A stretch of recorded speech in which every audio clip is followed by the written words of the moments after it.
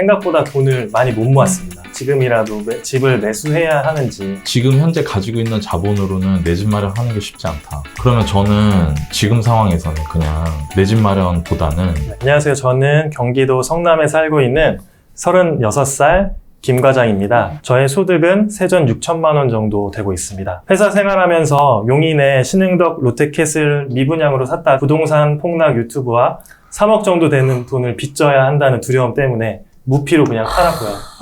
오히려 복비만 100만 원 쓴 것 같습니다. 저희 부모님은 50살, 51살 되시고 부모님 이제 나이가 있으셔서 이제 일할 시간도 얼마 안 남으셨는데 아직 집도 없으시고요. 어머니가 다행히 3년 전쯤에 중공천소 사업을 시작하셔서 1억 정도 모아두신 돈이 있다고 저에게 말씀해 주셨어요. 첫 번째 고민은 저희 부모님께서 지금 은퇴 시점이 얼마 남지 않으셨는데 근데 현재 1억 정도 가지고 있는데 이것을 어떻게 써야 될지 정말 많이 고민이 되더라고요. 제가 생각했던 것은 갭 투자를 하거나 아니면 지금 가지고 있는 돈은 은퇴 자금으로 쓰고 임대 아파트를 들어가는 게 좋지 않을까라는 생각까지 했는데 어떻게 하시는지. 우선 임대주택에 들어가는 것보다 지금 거주 비용 자체가 크진 않아요. 전세 8천만 원에 그 중에서 현금 이제 4천만 원 정도가 있고 전세자금 대출이 4천만 원 정도가 있는 걸로 알고 있는데 네. 그 정도라면 이제 전세자금 대출에 4천만 원에 대한 이자만 나가게 되거든요. 네. 그게 그렇게 부담스러운 상황이 아니라면 저는 계속해서 그 전셋집에 거주해도 나쁘진 않다고 생각해요. 그러면 그 나머지 1억이라는 어머님의 비자금이 있는데 그 돈을 어떻게 해야 될지가 가장 큰 관심사라고 생각이 돼요. 그런데 제가 생각할 때는 여기서 가장 중요한 거는 부모님의 돈을 불리는 게 아니라 잃지 않는 거라고 생각이 돼요. 그래서 저는 이런 비슷한 고민들을 가지신 분들이랑 상담을 정말 많이 하는 편인데 다들 처음 생각하실 때는 이 돈으로 난 더 큰 돈을 만들 수 있다고 생각을 해요. 그런데 실제로 경험을 비추어 보건데 지금 투자를 좀 해오셨잖아요. 그 1억이라는 돈을 잃지 않고 더 큰 수익으로 불릴 자신이 있으신가요? 자신이 없어서 사연을 보냈습니다. 그래서 내가 실제로 이걸 불릴 자신이 없다면 이 돈은 그대로 지키는 게 나아요. 오히려 내가 가져와서 이 돈을 불리려고 노력하는 게 아니라 어머님, 부모님께서 이 돈을 어떻게 하면 쓰지 않고 다른 데 투자하지 않고 고스란히 모아둘 수 있는지가 더 중요하다고 생각이 돼요. 그래서 이 돈을 그냥 가만히 가지고 있는 상태에서 내가 지금 투자 실력을 늘리는 거예요. 이건 부동산이건 다른 건 상관이 없어요. 부동산도 괜찮고 주식도 괜찮고 만약에 다른 투자 방법이 있으면 다른 재테크 방법도 괜찮아요. 그렇게 해서 내가 충분히 잃지 않는 실력이 됐을 때 부모님의 그 돈을 가져와서 더 불려드리는 거예요. 그렇게 하지 않으면 그 돈을 잃게 되잖아요. 그러면 가족들끼리도 정말 힘든 상황이 발생할 수 있어요. 저는 그것보다는 오히려 그 돈을 그냥 보관만 하는 것만 해도 충분히 가치가 있다고 생각하거든요. 그 돈을 나중에 노후 준비를 할 때 충분히 도움될 수 있는 돈이기 때문에. 그래서 그 돈을 잘 가지고 있고 내가 실력을 쌓는 그런 시간들을 좀 가지면 어떨까 생각이 됩니다. 내 돈이면 상관이 없지만 부모님 돈은 더 조심스럽게 생각을 해야 되는 부분이 있어요. 맞아요. 이게 잘못되면은 이게 나 혼자 끝나는 게 아니라 네. 부모님의 노후와 또 그리고 관계에 있어서도 어긋날 수가 있기 때문에 오히려 정말 더 조심해야 되는 부분이 있고 말씀하신 것처럼 전세 투자나 여러 가지 관심이 있으시다면 그쪽으로 좀 더 실력을 쌓으시고 그 다음에 하시는 게 훨씬 안정적이지 않을까. 저도 그렇게 주인님 말씀이 정말 맞는 말씀이신 것 같아요. 제가 흙수저로 태어나서 이제 보상 심리 때문인지 모르겠지만 직장 생활하면서 학자금 대출 갚고 또 어렵게 살면서 해보지 못했던 것들을 해보고 생각보다 돈을 많이 못 모았습니다. 현재 지금 상황에서 지금이라도 집을 매수해야 하는지 아니면 다음 텀을 기다려야 하는지 고민이 됩니다. 사실 내가 준비한 게 있는데 이제 그거보다 이 얘기를 먼저 해야 될 것 같아서 김 과장님이랑 저랑 되게 비슷해요. 옛날 저랑 이걸 보는데 꼭 너무 비슷한데? 우리 너무 다 흡수지 않아요? 우리? 그런 생각을 되게 많이 했어요. 근데 뭐가 중요하냐면은 노후 준비 그동안 어떻게 해오셨어요? 라는 질문에 그냥 별로 생각하지 않았습니다. 그러면 이제 이게 그거랑 똑같은 거예요. 지금 김 과장님이 여기 와가지고 제가 이런 재정적인 어려움이 있고 이거를 이야기를 듣고 싶어요 해서 여기 왔잖아요. 그거는 마치 내가 이제 부둣가에 방파제 위에 서가지고 저 수영하러 가고 싶습니다 라고 얘기를 하는 거예요. 지금 이제 일로 들어가겠다 바닷속으로. 그 제가 물어보는 거예요. 어디로 갈 거예요 이렇게. 근데 잘 모르겠습니다 라고 말하는 건 똑같은 거거든요. 네. 처음엔 떠있겠죠. 네. 근데 지치니까 가라앉겠지. 내가 갈 곳이 없으니까. 그러니까 먼저 내가 뭘 원하는지가 명확해야 돼요. 나는 어떤 삶을 살고 싶은가. 그게 되게 중요하다고 생각해요. 1억을 갖고 뭘 해야 될까요? 했을 때 이거를 하세요. 이런 투자를 하세요. 여기를 사세요. 라고 말하는 것도 좋아요. 네. 근데 정말 그게 없으면 내가 그걸로 돈을 번다고 해도 그걸 못 지키고요. 그리고 심지어 그 사람이 진짜인지 아닌지 내가 구분할 수 없기 때문에 결과 자체도 엉망이 될 수도 있어요. 그래서 그걸 먼저 생각하셔야 돼요. 제가 내 집 마련을 해야 될까요?를 물어보신 거잖아요. 지금 오른 가격에. 네. 그쵸? 본인이 원하는 건 내 집을 마련해서 담보대출을 갚으면서 그렇게 살아가는 걸 원하는지, 아니면 내가 아까 첫 번째 질문에서 물어봤던 것처럼 그럼 우리 엄마하고 아버지도 어느 정도는 해결을 해드려야 될까? 도대체 그러려면 얼마가 필요할까? 그런 생각을 먼저 해봤으면 좋겠는 거예요. 저는. 구체적으로. 왜냐면 일단 내 집은 내 집 마련에 대한 건 이거예요. 본인이 가지고 있는 돈 뭐 1억 정도? 네. 순자산, 그쵸? 여자친구랑 만약에 결혼을 한다. 네. 그러면은 여자친구가 가지고 있는 돈 이제 합치고 할 거고, 네. 그게 얼마인지는 모르겠어요.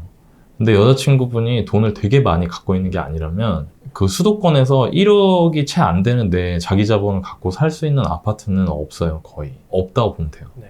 근데 할 수 없는데 하고 싶어 해, 사람들이. 억지로 하는 거는 무리하는 거예요. 근데 지금 수도권 아파트는 무리해서 사면은 굉장히 힘들어질 수도 있어요. 가격이 비싸기 때문에. 저는 오를지 떨어질지는 모르겠어요. 근데 만에 하나 이게 떨어지기 시작하면, 만에 하나. 네.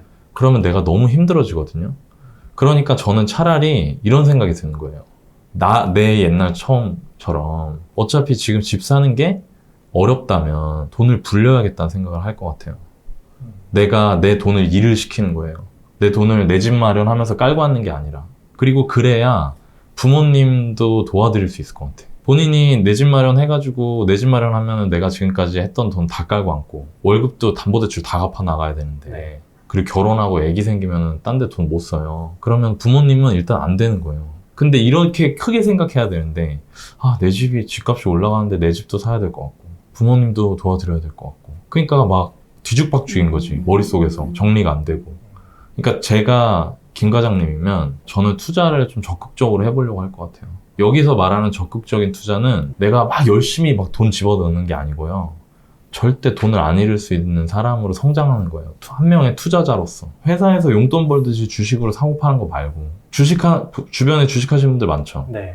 주식하시는 분들한테 형은 목표 수익률 얼마예요? 차장님은 이거 돈 가지고 앞으로 내년까지 얼마만큼 버시는 게 목표예요?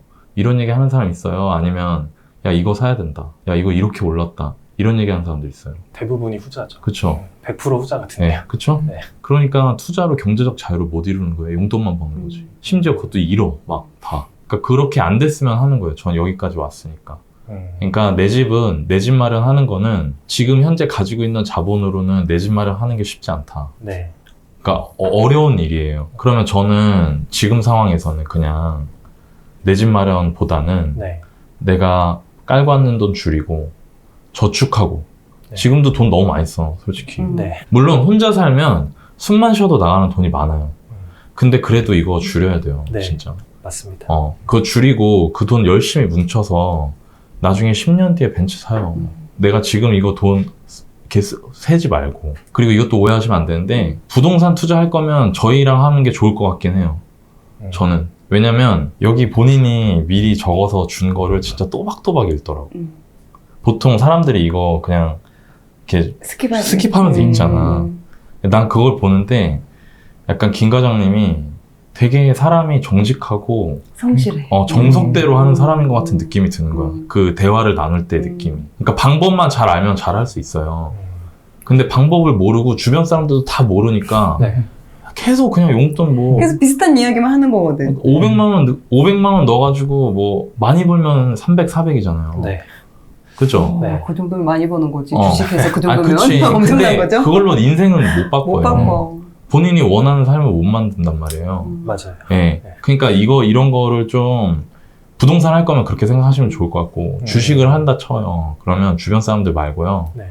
주식으로 돈 번 사람 찾아가서 돈 내고 배우세요. 그냥 유튜브 어중이 떠중이 그냥 막 보지 마시고 그렇게 해갖고 절대 돈 못 벌어요. 그러니까 제대로 공부할 생각을 하고 저라면 그렇게 할 것 같아요. 그리고 또 지금 장점이 많아요. 어떤 장점이 있냐면 네. 미혼이라서 시간이 많아. 그래. 초반에는 어떠한 성과를 내기 위해서는 주식이든 부동산이든 초반에 절대적인 몰입 시간이 필요한데 그러기에는 미혼이 현재가 아주 좋은 장점을 가지고 있기 때문에 이 시간을 잘 활용을 하면 네. 지금 30대 중반 정도 되셨으니까 네. 40대 되면은 충분히 점프하실 수 있는 그런 그런 충분한 시간을 가지고 계시기 때문에 늦지 않았고요. 네, 충분히 할 수 있을 것 같아요. 네. 아, 그리고 후회도 할 필요도 없어. 하고 싶은 것도 많고 학자금대출 갚느라고 제가 돈을 많이 못 모았습니다. 그럴 수도 있지. 저도 그랬어요. 나도 돈 못 모았어. 저 결혼할 때 마이너스였어요. 그럴 수도 있어요. 근데 대신 그렇게 해서 내가 지금 남들보다 작은 돈을 갖고 해야 되는구나라는 걸 쿨하게 인정은 해야지. 그렇지. 네. 그 이제부터 잘해야지라고 생각을 해야지. 그러니까 그럴 필요도 없어요. 그리고 대신 또 그런 게 있어. 이거 투자를 하든 뭘 하든 본인이 열심히 살잖아요. 네. 그러면은 그런 걸 해봤기 때문에 그런 거에 대한 아쉬움도 없어요. 그러니까 과거 그냥 보내고 열심히 잘 준비를 한번 해보세요. 어떤 거든지. 네.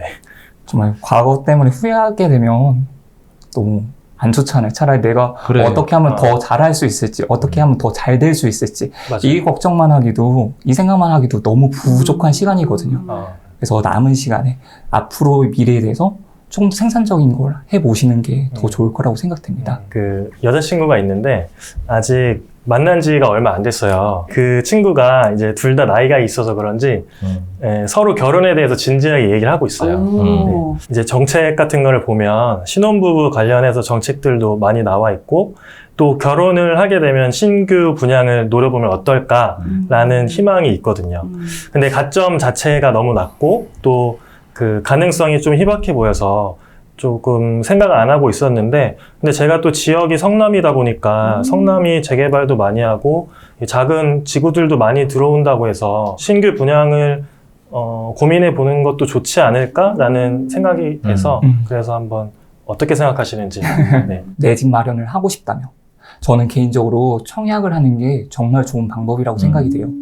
왜냐면 지금 기존에 있는 아파트를 사기에는, 수도권에서 아파트를 사기에는 가격이 너무 많이 올랐어요. 그래서 내가 지금 가지고 있는 돈으로 접근을 하기에는 너무 많이 멀어진 감이 있어요. 그런데 그럼에도 불구하고 청약이라고 하는 제도는 지금 새 아파트를 가장 저렴하게 살 수 있는 방법이기도 하고 현재 지금 정책이 바뀌면서 좋은 정책들이 많이 나오고 있어요. 그중에 그래도 지금 관심 있게 봐야 될 부분은 올해 11월부터 신혼부부 특공이랑 생애 최초 특공 같은 경우에 비중이 좀 늘어나요. 그 비중이라는 게 아예 없었던 게 생기는 건데 특공에 추첨제가 없었어요. 근데 추첨제가 없다 보니까 특공 자체를 포기를 해버리는 사람이 너무 많은 거죠. 아이가 없으면 그쵸. 포기할 수밖에 없는 그건 신혼부부 특공이 아니라 유자녀 특공이야. 그러니까 신혼부부 가자녀 말고 말이 유자녀. 신혼부부지. 그렇죠. 신혼부부 특공인데 자녀가 없으면 당첨될 가능성이 거의 한 명도 없어지는 힘들어. 거예요. 근데 한 명. 지금은 무자녀 분들에게도 30% 정도의 그런 기회를 주고 생애 최초 같은 경우도 사실 싱글이면 어렵잖아요. 네. 그것도 원래 결혼 예정자라든지 결혼을 한 사람들한테만 기회를 줬는데 싱글인 분들한테도 기회를 주고 있어요. 그것도 추첨제가 30%가 돼요. 오, 그럼 원래 예를 들어- 없었는데 이게 확대가 그쵸. 되는 거예요? 우와. 예를 들어서 특공이 이 중에서 50% 정도가 이제 특공 물량으로 배정이 되고 그럼 1000세대에 50%면 500세대가 되겠죠. 그 500세대 중에서 20%가 신혼부부 특공으로 배정이 돼요. 그럼 100세대가 되겠죠. 네. 그 중에서 30%가 이제 신혼부부 특공 중에서 추첨제로 진행이 되는 거예요. 그러면 당연히 100세대 중에서 30세대 정도 되니까 네. 이 세대 수가 많지는 않아요. 근데 가능성이 있고 없는 거는 정말 큰 차이가 나는 거죠. 추첨이잖아.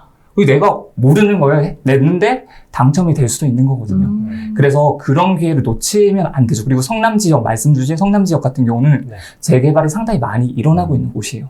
그렇기 때문에 내가 이따가 기회가 있을 때마다 넣어보세요. 넣어봐서 당첨이 되면 좋은 거죠. 그런데 성남이라는 지역 자체가 분양하는 곳도 많을 수는 있지만 그만큼 인구가 많은 곳이에요. 인구가 많은 거라고 한다면 당연히 거기 지원하시는 분들이 많겠죠. 네. 그리고 이렇게 추첨제가 있으면서 많은 분들이, 더 많은 사람들이 지원을 할 거예요. 실제로 당첨이 되는 건 쉽지 않을 거예요. 그래서 하나만 보고 있으면 그 기회가 너무 줄어들 수가 있거든요. 그러니까 내가 특공, 분양 이런 쪽만 보고 있으면 그 기회를 계속해서 기다리다가 지칠 수가 있어요. 네. 그래서 그것만 보고 있는 게 아니라 이렇게 분양을 준비하면서, 청약을 준비하면서 내가 할 수 있는 다른 재테크를 찾아봐야 되죠.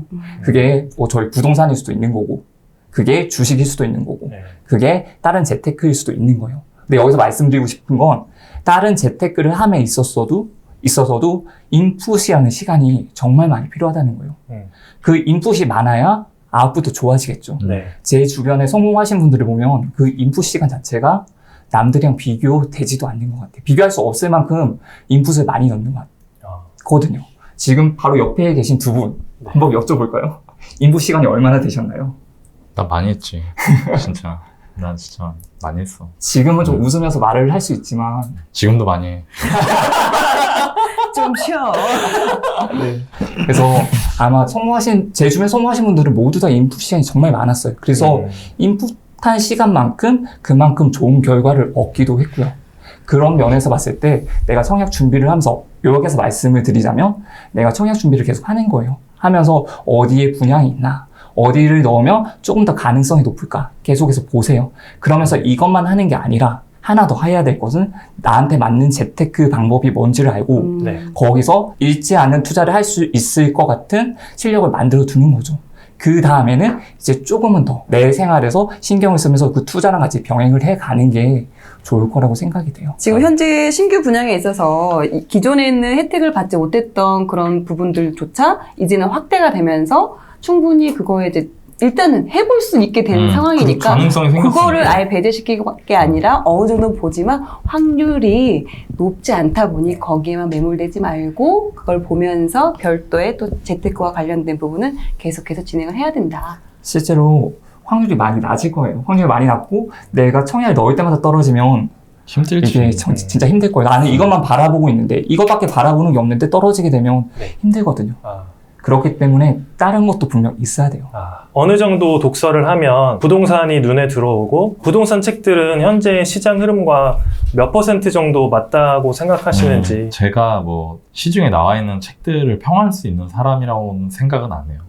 일단은. 네. 그러니까 이건 그냥 제 생각이라는 거. 이게 이제 책이 종류가 있어요. 책이 종류가 있는데 뭐가 있냐면 투자의 근본적인 원리를 다루고 있는 책들이 있고요. 네. 그리고 지금 현재 시황이나 시장을 말하는 책이 있어요. 근데 지금 현재 시장이나 시황을 말하는 거, 아파트로 치면은 뭐 구체적으로 단지들이 나오고, 네. 여기는 뭐 이렇게 될 거야, 뭐 이런 정보가 담겨 있는 책들이 있고요. 좋은 책은 아니지만 제 책이, 제가 썼던 책은 투자를 해야 되는 이유, 필요성을 일깨워주고, 그거를 처음 아무것도 모르는 사람이 한다고 할 때 도대체 뭐부터 어떻게 해야 되는지 방법과 원리를 알려주려고 하는 책들이 있어요. 저는 일단 기본적으로 내가 실력이 어느 정도 올라오기 전에는 지금 시장이나 시황을 보여주는 책은 의미가 없다고 생각해요. 그건 마치 아이가 생식하는 느낌? 오. 아이들은 이유식을 먹어야 되잖아요. 네. 근데 애들한테 생쌀을 먹이면 그게 어떻게 되겠어요? 탈나죠. 내가 아직 이런 시장이나 종목이나 시황이나 아니면 어떤 아파트 단지나 부동산을 치면 네. 그런 거에 대해서 전혀 감이 없고 소화할 수 있는 능력이 없는데 그런 정보들을 그냥 단편적인 정보들을 계속 받아들이다 보면은 탈이 나는 거예요. 그러면 뭐부터 봐야 되냐? 그냥 이 투자라는 게 뭔지, 어떻게 하는 건지, 주식에도 가치 투자, 배당, 뭐 성장주 다 다르잖아요. 네. 부동산도 아파트 투자가 있고 경매가 있고 상가, 토지 되게 다양하단 말이에요. 수익형. 그러면 그것들 중에 뭔가 하나를 정하는 정도로 각각의 투자에 대한 원리를 설명한 책을 구해서 먼저 보시는 게 좋을 것 같아요. 그러니까 즉 경매는 어떻게 수익이 나는 거구나. 아파트 투자는 전세 놓는 건 어떻게 해서 수익이 나는 거구나. 오피스텔 월세 받는 건 어떻게 수익이 나는 거구나. 배당 투자는 어떻게 수익이 나는 거구나. 이런 원리들 있잖아요. 네네. 그거를 남한테 설명할 수 있을 정도까지는 그걸 기본을 다룬 책들을 보시는 게 좋고요. 그 외에 종목을 언급한다거나 이런 책들은 아파트 단지를 언급한다거나 네. 이런 책들은 본인한테 전혀 도움이 안 돼요. 무슨 말인지 모르니까. 그래서 그걸 먼저 보셨으면 좋겠고 너무 방대하잖아요. 네. 그쵸? 네. 그러면 실제로 저자를 먼저 보세요. 이 사람이 정말 돈을 번 사람인지 그리고 그 사람이 하는 영상이나 이런 데서 말하는 거를 보세요. 요즘 유튜브 잘 돼 있으니까. 그 사람의 경험과 내공이 보이거든요. 네. 어느 정도는. 그렇게 해서 고르세요. 예를 들어서 나는 가치 투자를 하겠다. 주식 가치 투자를 하겠다. 그러면 주식 가치 투자로 유명한 사람, 그리고 나 말고 주식 투자 경험이 조금 있는 사람들도 저 사람 대단한 사람이야 라고 말하는 사람. 그런 사람을 한 명을 정하는 거야. 한 명을 딱. 아파트를 하고 싶다. 그럼 아파트를 딱 봤을 때 저 사람은 진짜 아파트 잘하는 것 같아. 그리고 저 사람은 실제로 아파트로 돈을 벌었어. 그런 사람 책 하나를 딱 정하는 거예요. 그 다음부터는 아무것도 보면 안 돼요. 딴 걸. 내가 가치 투자, 주식으로 가치 투자하겠다고 하고 나서 경매 책을 본다. 아무 짝에 소용이 없는 거예요. 두 개 같이 못하니까. 난 하나만 파야 되니까. 무슨 말인지 아시죠? 네. 그리고 마지막으로 그렇게 정했잖아요. 네. 그럼 그 사람 말을 내가 이렇게 평하면 안 돼요. 그러니까 마치 이거는 또 내가 초등학생인데 산수를 잘해. 산수 1등이야. 근데 여기 고등학생 형이 있는데 동네에 네. 그 형이 수학 올림피아드 나가서 1등한 형인데 수학 저렇게 하면 안 되는데 1 더하기를 왜 저렇게 하지? 라고 하는 거랑 똑같은 거예요. 그럼 배울 수가 없어. 제가 이 얘기를 하는 이유가 그 사람이 다 맞아서가 아니고요. 저 사람은 어쨌든 나보다 학년이 높잖아요. 네. 그럼 내가 배울 게 있는 거예요. 내가 저 사람 걸 다 뺏어 먹으면 내가 고등학교 2학년까지는 올라가는 거거든요. 대학생은 못 되더라도. 근데 난 초등학생이니까 그거 좋은 거잖아요. 네네. 근데 지금 내가 거기서 그 사람을 평하고 있으면 어떻게 되냐면 마음 스탠스가 내 눈과 귀가 이렇게 보게 되는 거예요. 그러면 내가 고등학교 2학년도 못 돼요. 직장생활 몇 년 하셨어요? 저는 지금 8년 정도 했어요. 신입사원이 지금 김 과장님한테 김 과장님이 야 이거 이렇게 하는 거고 이거 할 땐 이렇게 봐야 돼. 네. 설계 일 하신다고 했잖아요. 네네. 설계할 때 이렇게 해야 돼. 근데 본인이 생각하는 게 있을 거 아니에요, 신입사원이. 그쵸. 그런 경우 많죠. 그쵸. 왜 이렇게 합니까? 라고 물어볼 때 어때요? 그냥 할 말이 없는데 그렇게 하면 고생할 것 같은데 그쵸. 말해주기 싫죠. 약간 어이없잖아요. 네. 당해봐라. 당해봐라. 고생 좀 해봐라. 근데 이렇게 되는 거잖아요. 내가 최고는 아니겠지. 근데 내가 이 사람은 나만큼 성장시킬 수는 있잖아요. 네네. 왜냐면 대부분 책 보는 분들이, 책이나 영상 보시는 분들이 그 사람이 다 맞고 그 사람을 막, 와, 저 사람 짱입니다. 이러라는 게 아니고요. 자꾸 본인이 가지고 있는 작은 경험으로 그 사람을 이렇게 곁눈으로 보면서 재단하려고 하는 거예요. 평가하려고. 근데 제가 장담하는데 그럼 절대 배울 수가 없어요. 영역을 정하세요. 좀 오늘 얘기 나눈 거 전체적으로 정리를 한번 해볼까요? 아까 청약은 내 집 마련 수단이고, 그쵸? 네. 청약은 내 집 마련 수단이고, 그거는 내가 내 집을 마련하는 게 나한테는 베스트겠다고 판단했을 때는 주인님 얘기해 주신 대로 하면 돼요. 근데 그게 아니라 투자를 해야겠다고 생각이 들면 제가 지금 말씀드린 것처럼 하시면 돼요. 네. 근데 이걸 제가 정해드릴 수는 없어요. 네네. 그리고 오늘 제가 처음에 그런 관역이 목표가 없다 지금 그걸 먼저 해야 된다고 했잖아요. 네. 돌아가시면 그거부터 해야 되는 거예요. 아, 네. 난 어떤 삶을 원하는가. 내가 이 여자랑 결혼해서 내 집 마련하고 일하면서 알콩달콩 사는 정도면 난 충분히 행복한가. 그럼 내 집 마련만 해도 돼요. 투자하지 않아도 돼요. 네. 그러니까 그건 본인한테 물어보세요. 그리고 그렇게 해서 내가 만약에 투자를 하기로 했어요. 그래서 투자를 하기로 해서 뭐부터 해야 되나요? 물어봤더니 사람들이 책을 보래요. 네. 책을 고를 때는 제가 아까 말씀드린 거. 나한테는 어떤 게 맞는 것 같다. 난 주식 투자가 맞을까? 주식 중에도 가치 투자가 맞을까? 배당이 맞을까? 네. 트레이딩이 맞을까? 아파트가 맞을까? 경매가 맞을까? 이런 것들을 그 원리를 담고 있는 베스트셀러들이 있어요. 괜히 많이 보는 게 아니에요, 사람들이. 그 책들을 한 권씩 사세요. 그래서 그걸 읽어보시고 그 저자를 추적해보세요. 정말 실력 있는 사람이라고 하고 그 분야가 나한테 맞는다. 다 버리고 그것만 하는 거예요, 왠지. 그리고 되게 디테일한 거를 배우고 싶다. 정말로 내가 바로 활용할 수 있는 걸 배우고 싶다. 돈 내고 배우세요, 가서. 그런 태도가 되게 중요한 거예요. 네. 내가 딴 사람한테 저 좀 알려주세요. 저도 회사 다닐 때 제가 투자하는 거 어떻게 알게 된 회사 후배들 있거든요. 네. 저한테 막 갑자기 와갖고 막 말 걸고 해요. 난 딱 알아. 얘가 나 뭐 왜 들었나 이러는지. 보다. 나 회사 다닐 때 안 알려줘요. 그리고 그걸 알려주는 게 그 사람한테 득도 안 돼요. 받아들이 이게 안 돼 있으면. 네. 무슨 느낌인지 아시죠? 네. 네. 아까 후배 생각하면 돼요. 네. 우리 신입사원 후배 생각하면 돼. 자기 생각하기에는 아닌 것 같아도 선배님이 뭔가 생각이 있으시겠지? 내가 이분한테 지금까지 직장생활 하면서 이분이 배워왔던 걸 내가 다 배우겠어 라는 마음이 있는 사람이랑 내가 훨씬 잘할 것 같은데? 라고 하는 사람은 다른 거예요. 전자가 되셔야 되는 거예요. 이건 초보자니까 이 영역에서는. 저 같은 경우에도 책을 처음에 많이 읽었던 것 같아요. 이제 제가 어떤 분야에 대해서 공부할지를 정하고 난 다음에 책을 정말 많이 읽었는데 책으로 인해서 생각을 바꿀 수는 있어요. 근데 네. 행동을 옮기기는 정말 어려운 거거든요. 네. 근데 그때 책을 읽고 나면 거기다가 꼭 내가 벤치마킹 해야 될 사항들을 최소한 한 가지 이상씩 꼭 정하세요. 그래가지고 책 앞쪽이라든지 아니면 뭐 정리를 하는 곳이 있다면 정리해두는 곳에 항상 써놓고 내 눈에 보이는 데다가 계속 붙여놓으세요. 왜냐하면 그렇게 하지 않으면 네. 사람은 안 해. 계속 잊어버려요. 맞아, 안 해요. 근데 안 하게 되면 책을 읽은 보람이 없는 거죠. 이유가 없어요. 내가 그대로 행동하지 않으면. 그러면 책을 읽고 나면 항상 정리를 하는 습관 기르시고 그중에서 내가 벤치마킹 해야 될 점들을 최소한 한 개 이상씩 해서 어디 써가지고 붙여놓으세요. 그러면서 내가 이게 안 되고 있네? 이러면 실제로 하고 네. 계속 눈에 보여야지 할 거잖아요. 네. 네. 그렇게 계속 하시면서 행동을 좀 변화시키시면 더 좋을 것 같습니다. 네. 이게 마음을 열어놓고 배워야지 뭔가 이렇게 선입견을 갖고 있다거나 이러면 뭘 주려고 해도 그게 나한테 들어오지 않거든요. 가난한 비평가가 많아요. 긍정적이셔야 되고 저도 처음에는 또 경매 쪽으로 한번 배워볼까? 뭐 이렇게 했는데 책을 읽었는데 그 법이 나오고 이러면 어렵더라고요. 권리 분석하고. 네. 그래서 저 같은 경우는 처음에 좀 스토리 형식으로 된, 그러니까 실전 사례 중심으로 된 그런 거 좀 읽기가 좀 수월하더라고요. 예를 들면, 뭐 나는 마트 대신 부동산에 간다. 이런 책들 같은 경우도 좀 어떻게 보면 좀 사례 중심이고 좀 쉽게 써져 있어서 그걸로 먼저 저는 재미를 좀 붙이고 그리고 뭐 나는 부동산과 맞벌이 한다. 이런 책도 같이 읽으면서. 그 책이 먼저 앞으로 가야 되는 거 아닌가요? 이렇게 아꼈어요. 네. 부동산과 맞벌이 한다. 아껴서. 그렇게 보고 그 다음에 더 관심이 일단 재미가 있어야 네. 계속 더 보게 되거든요. 네. 그러면서 이제 그 책을 보면서 보다가 보니까 좀 더 궁금증이 생기고, 이건 또 뭐지? 여기서 좀 더 알려면 뭘 봐야 되지? 이렇게 약간 꼬리물기 식으로 해서 그런 독서가 좀 이어졌던 것 같아요. 근데 처음에는 좀 재미가 좀 필요했었어요. 저 같은 경우도. 그렇게 해서 지금까지 온 상황이 됐으니까 일단 긍정적이어야 됩니다. 네. 평가가 아니라 그게 가장 중요한 것 같아요.